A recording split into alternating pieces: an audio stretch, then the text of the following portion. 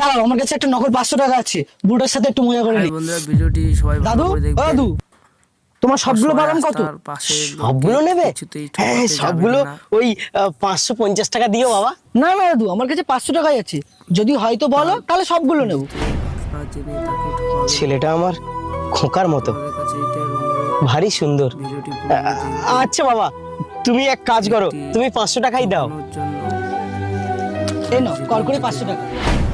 বউ, যদি তার জন্য ও বউ, বানানো হয়েছে, আরে শিগগিরই বেরিয়ে এসো। দেখুন আরে কি হলো কি? একটু অসহায় পরিবার কিভাবে এই দেখো, বাদাম সব বিক্রি করে ফেলেছি। আর এই যে কর করে 500 টাকার নোট।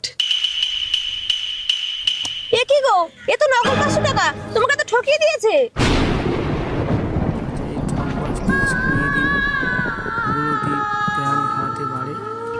বন্ধুরা, মজা করেই হোক বা শয়তানি করে হোক,